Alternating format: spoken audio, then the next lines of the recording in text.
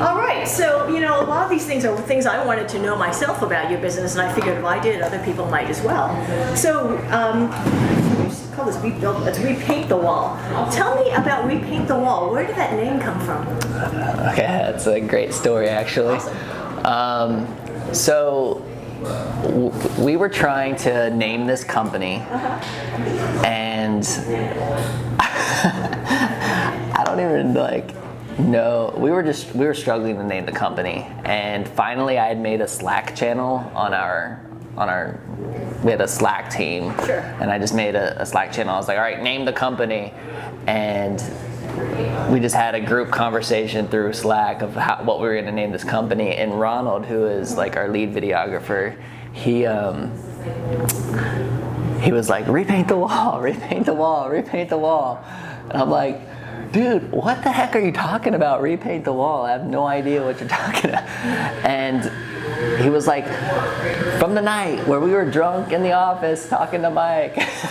So basically the conversation started from Ronald, my general manager at the time, Michael Dees, he's the COE, the chief of everything at New Scooters for Less now. He's who took my place. And then me, and I guess one Friday night we were just sharing stories of the past, right? And Mike proceeded to tell him this story, which was it's really just a character defining story for myself. Okay. And it essentially, the name comes from back in 2007 when I was moving out of our first dealership. So I was moving the New Scooters for Less dealership for the first time. There was this transitional hallway. It was a little hallway between the warehouse and between the office space. And for whatever reason, us kids at 21 years old when we started this business had painted this room black. Okay. The ceiling was black, the walls were black, the floor was even black, everything was black. And when I moved out, I had bought all the paint and everything necessary to repaint this room. Yeah. And everybody, like friends, family, everybody was just kind of like, what are you doing? Like the amount of money you're gonna pay in paint and in your time, like just losing the security deposit would cost you less. Yeah. Like why would you spend all this money to repaint this room? And I was just like, this guy, to me, this landlord had trusted me with his property, and I had signed an agreement saying that we were going to return everything the way we had found it, and so I was going to repaint the wall. Okay. I was going to repaint this room and change it back, and for whatever reason, that story has stuck with my general manager, now the CEO. That story has stuck with Mike, and he shared that story with a lot of our different team members throughout the years, and so when it came time to name the company, it was like Repaint the Wall. It was a cool character defining moment that happened in my early career that has had ripple effects for years, and who knows how many more ripple effects it'll have. Tell me about the ripple effects.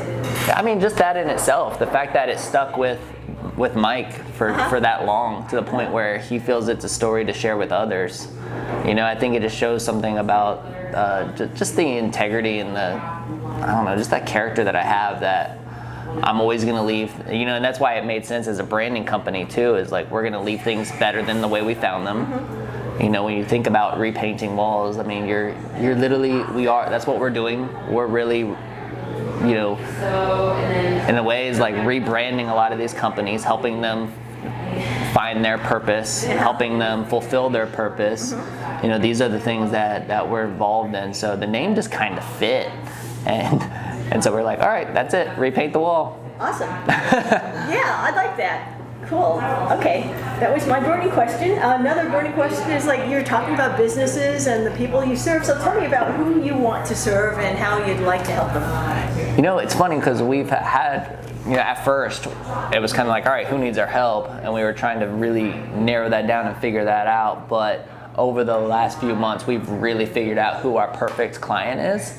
And our perfect client it's a customer that has money to invest into marketing and media. So they're not, I say not a startup because I feel like startups just don't have the money, but if they are a startup, then they need to have money to invest into marketing and media. Yeah. And then they need to be very driven to grow.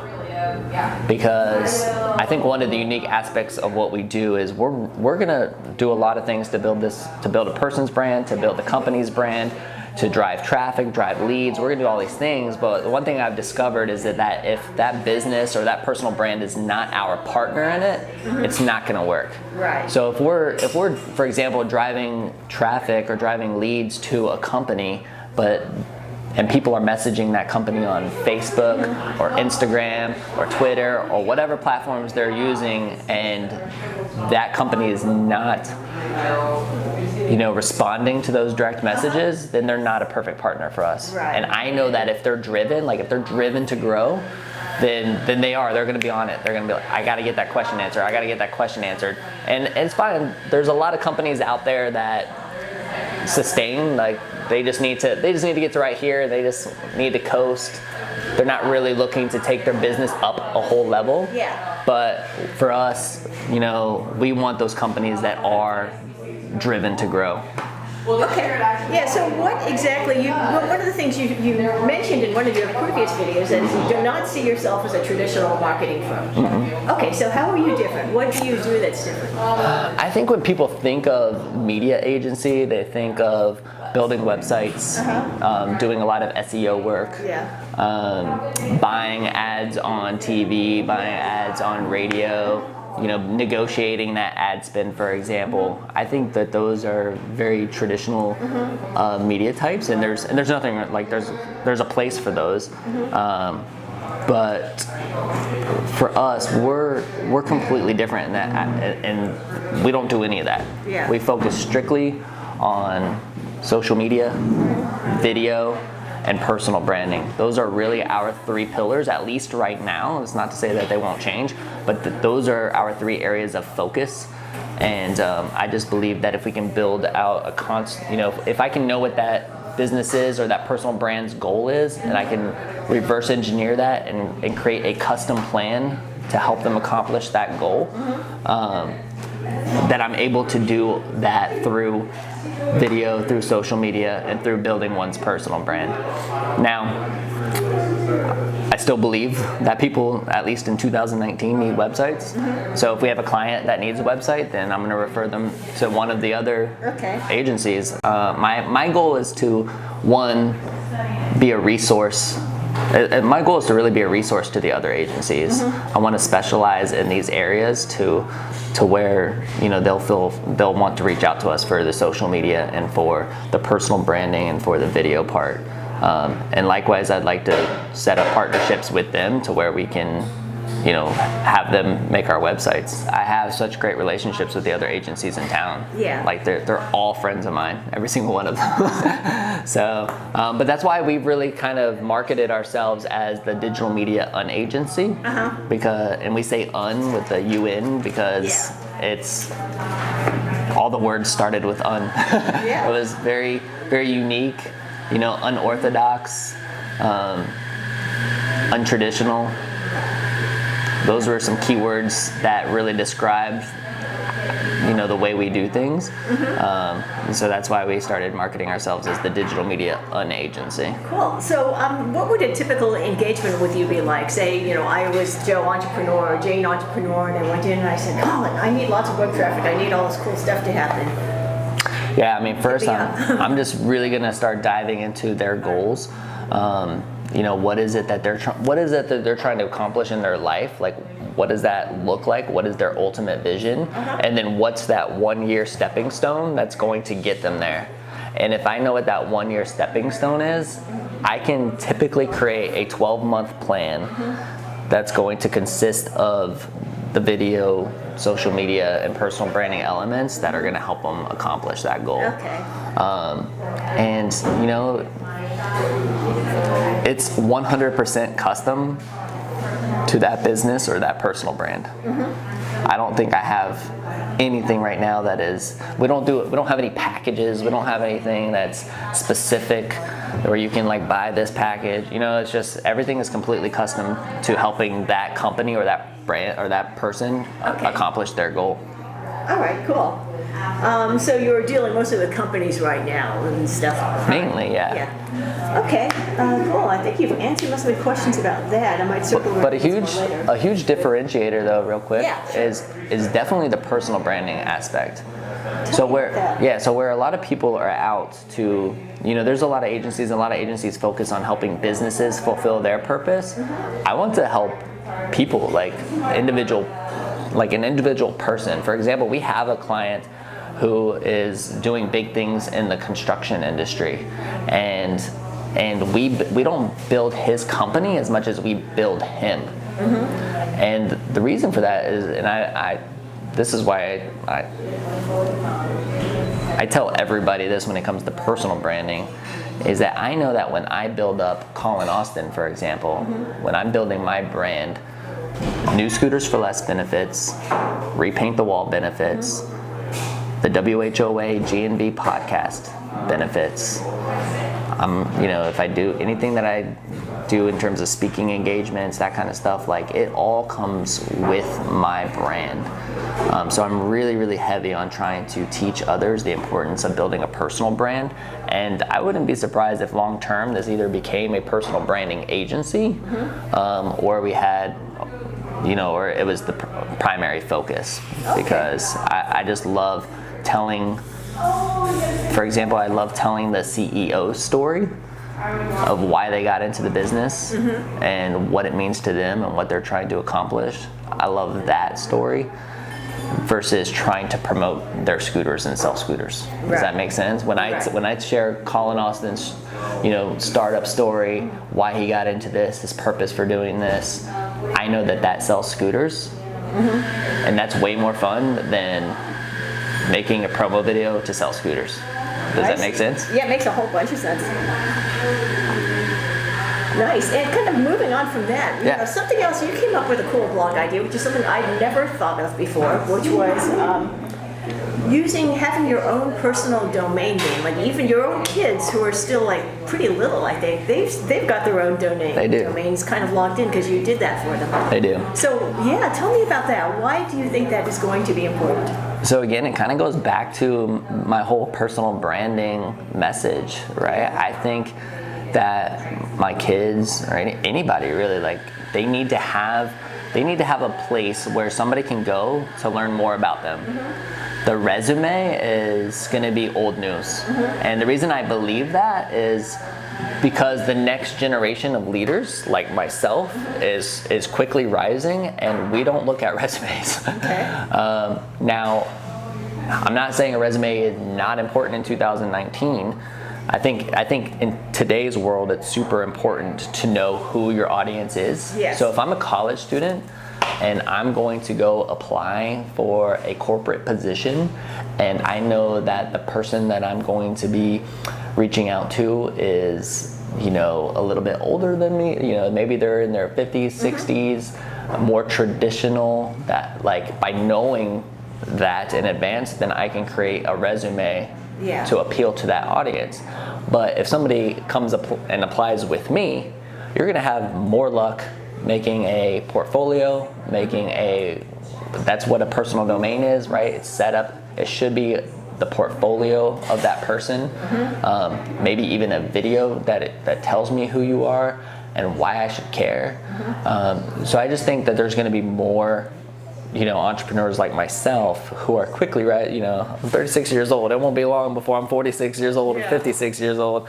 You know, and I just know that many entrepreneurs in our generation don't look at resumes. So that's why I think having that personal domain is so important. Okay. It should be, the personal domain should be the resume. Okay, so do you see that, say, you know, maybe 5-10 years from now, if someone's applying for a job, you will just sort of, you know, maybe send a cover letter and a link to your personal domain? Is that what you are foreseeing? I mean, I think people should do that now. So I think if I have a resume that I'm taking to an employer, I think at the top where people would put their email addresses, they should still put their email address, but they should put their personal domain as well. Okay. The goal of the resume, in my opinion, should be to get people to my personal domain where my portfolio is. Okay. Yeah, so what kinds of things would you see what kind of hints would you have for people putting together a personal domain? What should they put on it? How should it be organized? That sort of thing. It should definitely radiate you. Yeah. Right? Like, who are you?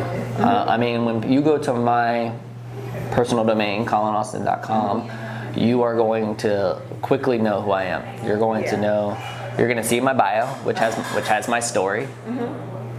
Right, and it talks about, this kid who couldn't get on the bus and ended up creating a scooter shop, and that led to, a coffee business that I ended up selling. That led this whole trail of getting to the podcast, getting to Repaint the Wall. Like all of it is on there. Okay. It shares my influences in that bio, like the companies and the people who have had an impact on my brand and my life.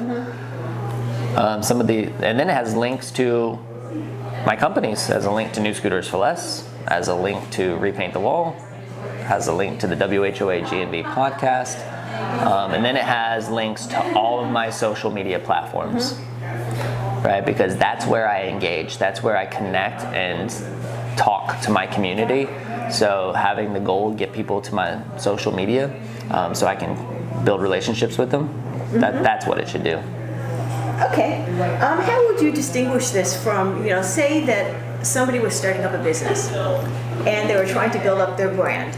I'll give you an example. I just had, breakfast this morning with a guy who runs his own insurance agency. He actually says he knows you when he says hi, Larry Hartfield. Okay, yeah. Yeah. Larry's great. Okay, Larry's awesome. Yeah, so suppose that, Larry were, you were to say, hey, Larry, you need a personal domain.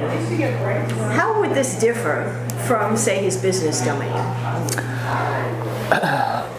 So, I mean, it's a little bit, I feel like it's going to be a little bit different with like an agent, for example, because an agent is the brand, right? Like if I'm a real estate agent or an insurance agent, you're very much the brand.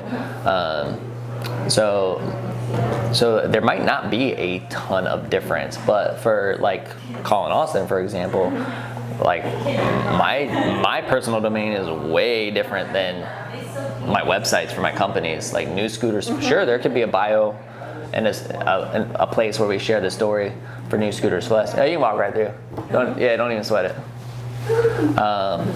There might be a place for New Scooters for Less, a bio and stuff on New Scooters for Less's website, but that's my business, and it has products on there. It has our services on there. And sure, it shares a little bit about the story, but it's mainly business focused, where my personal domain is not. My personal domain really defines that I'm an entrepreneur. Now, let me think. I was going to say one more thing about that. I guess that's really. I mean, I think that one way to really frame this up in people's minds is that I might not always be connected to New Scooters for Less. Right. By building my brand, if I sell New Scooters for Less or Repaint the Wall or the podcast or any of these other things that I'm involved in, guess what? My personal brand doesn't suffer. Yeah. It's just like, that's just an extension of who I am. If you look at it, actually this is a good example. One person talked to me about, a friend of mine, his name's Whit, asked me a question saying, are you what's the hub? What's the hub? If you look at a wheel, what's the hub? What's the spokes? And I had to think about it for a little bit, but I'm the hub. Right. Right? So I'm the center, and I'm the visionary. I'm the one who is putting this grand vision together, and then New Scooters for Less, Repaint the Wall, the podcast, speaking, and anything else I decide to touch, including that coffee company, which I owned for a short period of time that I ended up selling, like, those are all spokes. Right. Those are all coming off of the hub. Okay. So that's a good way to think about it. All right. Yeah, that's really interesting. It's kind of a rather new idea. So, what sorts of things would you, just on the flip side, what would you advise people not to put on your personal website? Like you always have all these resume do's and don'ts. Are there any things that you would find annoying or off-putting on a personal site, domain site? No. I mean, I actually think that the more real and authentic the person is, the better. Okay. It's funny because even when we think about resumes, right, like people focus on all the positives, right? Yeah. Like, this is what I'm great at. This is what I did when I worked at these companies. You know what impresses me more is the failure resume. Yeah. When you list everything that you have done wrong, and then you tell me what you learned from it, to me that's more impressive. Ooh. Right? So I think a personal branding website is a place to say, I messed up, or to show, I mean, it's really what we do with the vlog. I mean, I'm by no means a perfect entrepreneur, and if you go back and look, if you go back and you look at my history, you even go back and look through the vlogs that originally started on New Scooters for Less's YouTube channel, like you find mistakes, you see me, like I've admitted to even watching myself and being like, damn, Collin, you could have said please, like by barking an order at somebody, which is not the way that I want to lead, you know what I mean? Sure. But I let it go anyway, because it was real. And like, I'm a human being that's gonna learn from that and improve. And so I think your personal domain is a perfect place to be transparent. And the more transparent, the better. Oh, that's really interesting. I see a lot of meat for another blog topic right here. Yeah. this is what happens. I'm excited. Yeah. There's synergy. That's why I put this asterisk exactly. here. Yeah. Yeah, so the more the real, the better. That's good. Well, because we connect with that, especially in today's social media world where everybody is really trying to paint this perfect picture of themselves. So when you get on there and you do the opposite and you're actually very raw and real and authentic, well, that builds human connection and people can actually relate to that versus like the perfect Instagram picture. Yeah, that's surprising. I'm glad you told me that. Okay, so how do you recommend using your personal domain in your business? Let's say you're a recent college grad and you're applying for jobs and stuff. How would you recommend that, say, one of your sons were to use their personal domain once they get to that stage? Definitely. I mean, if they're looking for a job, one, I think they should share everything that they've done up to that point. So I mean, we haven't done this yet, so I don't want it to be like, oh, we've done this. But like you said, hey, Collin, you have your son's domain names. Yeah. I'm thinking about, I mean, they're only 9 and 5, and I'm thinking about sharing some of their stuff already. Wow. Like my son, like Schaefer, he just ran a 5K on Saturday in 20 minutes and 40 seconds. Wow. Like, for a 9-year-old, that's pretty impressive. Wow. So like sharing content and videos of that, I think would be good. Like, I could start building his resume. I could put 9 years old, this 5K, I could put that on there. But if I was a college student, for example, right now, I would put my resume on there. I would show the things that I'm involved in, the organizations that I'm involved in. Like if it's clubs at UF or something, for example, like I would list that stuff on there. I would tell my story, even if my story is, I'm from Fort Lauderdale, I went to this high school, I participated in the marching band, whatever that story is, like I would share that story as it is right now, knowing that that story will change. Right. And that's, it's really just a place to highlight who you are, your abilities, and then even your vulnerabilities. Okay, cool.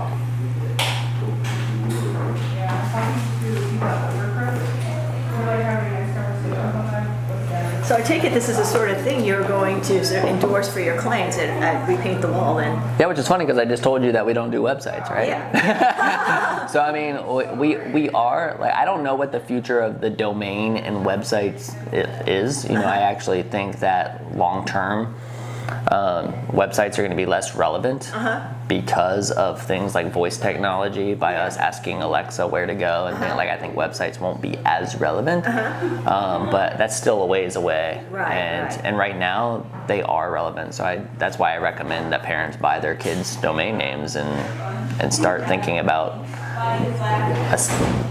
grabbing hold of that online real estate, for example. Right. Because that's what it is. Like a domain is online real estate.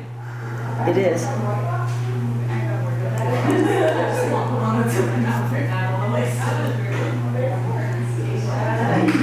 Okay, that's cool.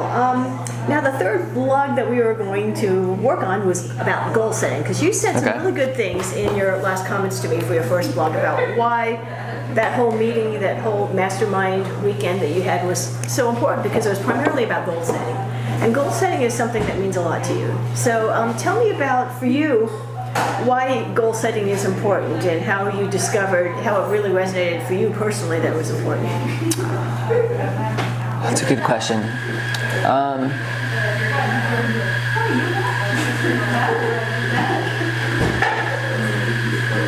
So it's interesting because I'm a very spiritual person too. Yeah. And so I'm very much like, you know, God, take the wheel, like, Sure. Put me in a direction, let me fulfill your will, not mine, which is interesting because when you set goals, like you feel like goals are very much fulfilling your will, right? Like this is what I want to accomplish.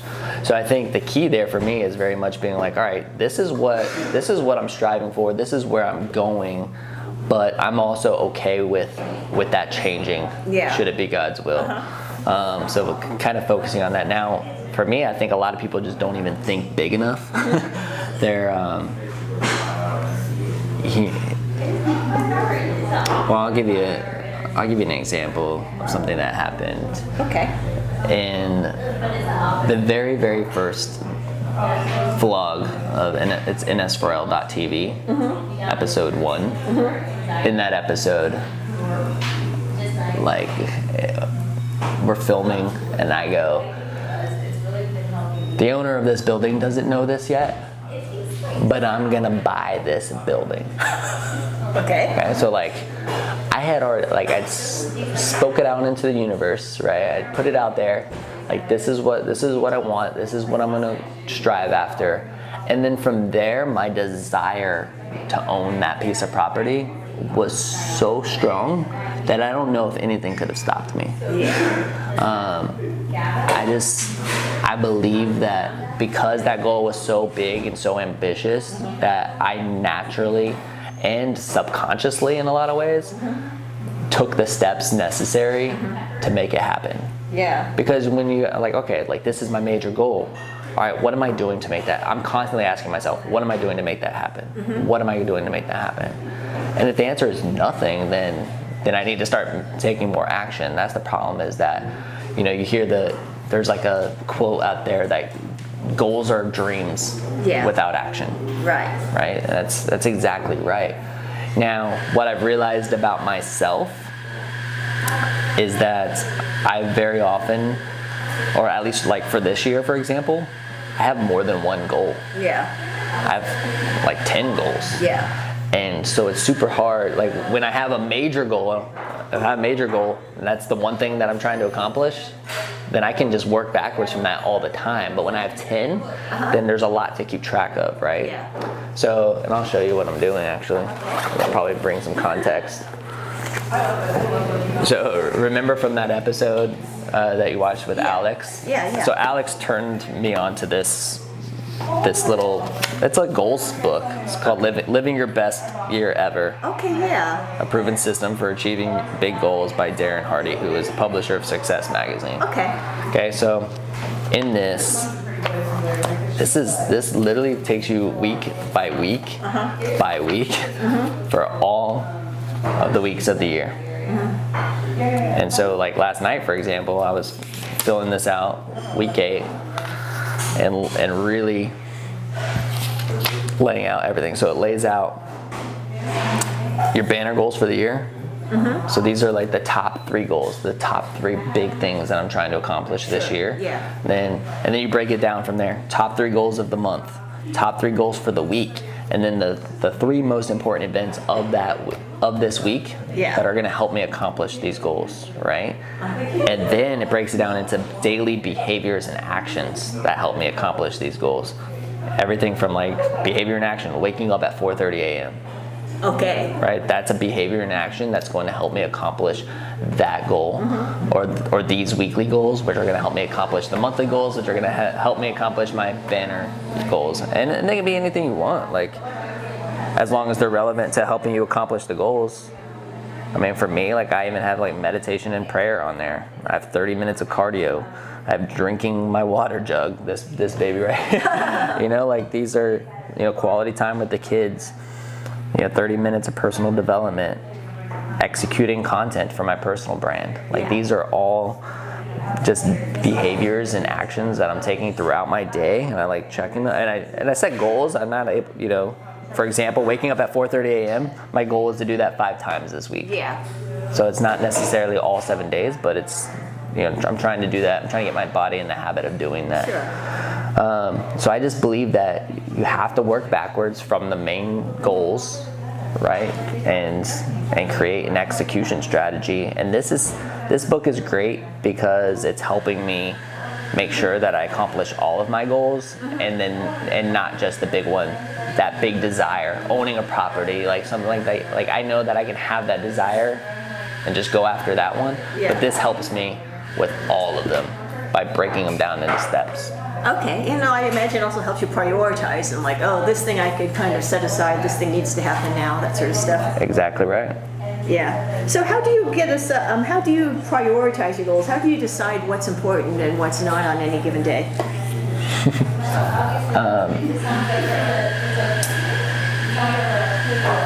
I set out with a plan, but again, I'm flexible, knowing that plan is probably going to change 100 times in that day. You know, everything that I have as a priority right now, none of it becomes a priority if I get the phone call that my shop is on fire. Yeah. You know what I mean? Yeah, so like we have to be okay with that. We have to be flexible. Yeah. Actually, Alex Willis taught me, he's like, Collin, he's like, the times of the day that we can plan for are before 8 a.m. and after 8 p.m. Everything in between is chaos. Yes. And we just have to be okay with that. Now we can, again, set the plan and move in that direction, but you just have to be flexible and just know that the priorities can change. But you know, by breaking it down throughout the course of the week, this has really helped me make sure that I circle back around to things that were priority today that had to get shifted till tomorrow. Okay. Yeah. So, like for you, like how could you tell if a goal is something that's really worth pursuing? I mean, have you ever kind of put something, yeah, I really need to do this, and you thought, yeah. Well, there's a big difference between goals and tasks, right? Yeah. A goal is something monumental that I want to accomplish. A major life goal of mine is to have my face on the cover of Inc. magazine, Entrepreneur magazine, Success magazine, some major publication. That's one of my life goals. One of my life goals is to profit $1 million. Like, in fact, I don't even think that's, I mean, and it's not about the money as much as it is just striving to accomplish something really big. Yeah. One of my goals is to give away $1 million. So, you know, just having that to strive for. It's funny because now I listen, like I've had these life goals up on my mirror inside of my bathroom. And I like look at them now and I question whether or not they're big enough. I really do. And so it's interesting that the more experience I gain and the more stuff like this I do, I'm like, wow, I'm actually setting the bar too low. Ooh. And so I'm really striving now to get myself to think even bigger. Yeah, so do you think that's pretty good advice in general, just try to think bigger? Yeah, but at the same time, you have to, like, there's no goal worth having unless you're going to start executing in that direction. And I think that's the biggest problem is everybody goes, oh, I want to like buy an island, or I want to have $10 million in the bank, or I want to, I mean, that's great. Or I want to start a nonprofit and change the world. I want to whatever. It's great. Like, I go, okay. But the problem is that there's a very, very, very small percentage of us that actually execute on anything. And why do you think that is?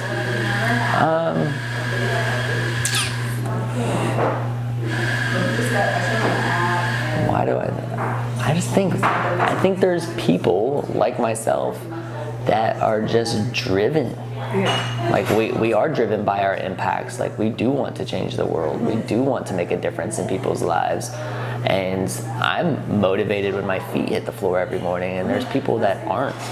I think a lot of it might even have to do with the way people were raised as children. Like, I don't know the psychological aspects of it, but my parents, like, they instilled that confidence in me. Like, hey, you can do this. Like, if you set your mind to it, like, go out and do it. I'm just naturally driven. I don't need people to pump me up or motivate me. And I think that has a lot to do with it. Yeah. Well, that's kind of cool. How would you encourage somebody who might not be so naturally pumped up? I know we're good. That's something else to good. No, we're good. I'm just double checking. Yeah. So how would you motivate somebody who isn't quite so pumped up but is almost pumped up? Partially inflated, as it were. Hopefully they watch my videos and get inspired and like, all right, I'm gonna take action. It's funny because I actually had somebody send me a screenshot of their lock screen on their phone. They sent that to me yesterday, and it was an Instagram post that I wrote like a week ago, and they're like, hey, I just want to let you know that I've had this as my lock screen because it's really motivating me, it's inspiring me, and so hopefully like I can just continue to put out video, to put out blogs, to put out these different things that will just inspire people to take some action. I think that's what we do as leaders. We have to inspire people to take action.